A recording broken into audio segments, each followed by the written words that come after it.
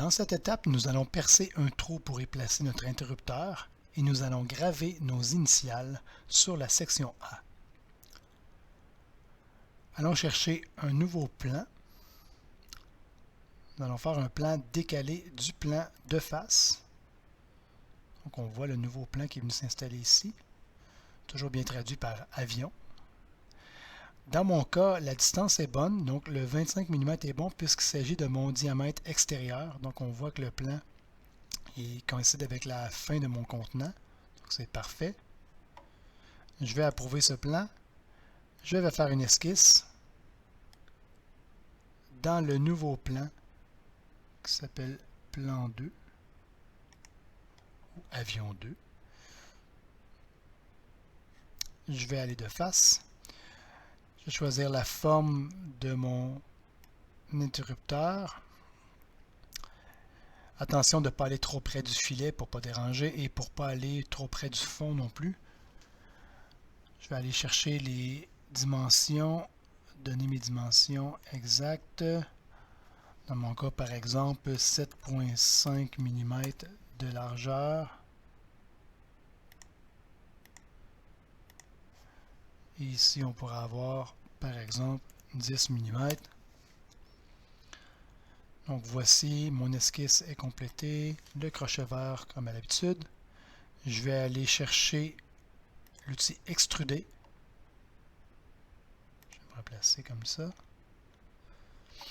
Je vais retirer de la matière. Je vais retirer de la matière par rapport à cet objet ici. Donc on voit ce que j'ai choisi, mon rectangle. Le trou se fait de 25 mm, c'est beaucoup trop dans mon cas. Étant donné que la paroi fait 3 mm, je vais peut-être lui donner 4 pour être certain de couvrir avec la partie incurvée, d'être certain d'avoir un trou qui va être correct. Ça semble être le cas. Je vais donc approuver. Deuxième partie, une autre esquisse, toujours sur mon nouveau plan qui est le plan 2. Je vais aller de face toujours. Je vais venir en bas ici, je vais venir graver. Je vais venir écrire mes initiales.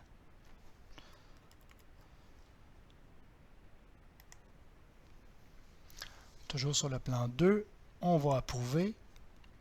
On va aller encore une fois dans extruder. Je vais choisir mes initiales. Je vais retirer de la matière.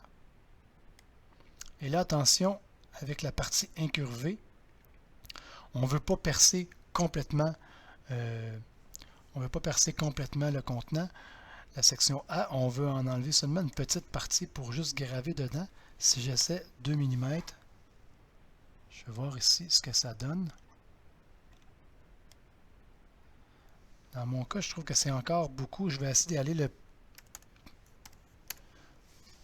moins possible sans que mes lettres se défassent, étant donné que la partie est incurvée, je pourrais avoir des lettres qui se défont. Donc, par exemple, si je mets 1 mm, on va l'approuver, on va voir ce que ça donne. Dans mon cas, ça fonctionne encore dans le 1 mm. Donc, vous voyez ici, à cause de la partie incurvée, c'est presque pas creusé sur le bord du dé. Mais ça fonctionne encore. Donc, je reviens à ma vue isométrique. On voit maintenant, j'ai mon trou pour l'interrupteur et j'ai mes initiales qui sont gravées sur mon contenant, ce qui va me permettre de bien l'identifier pour la suite du travail.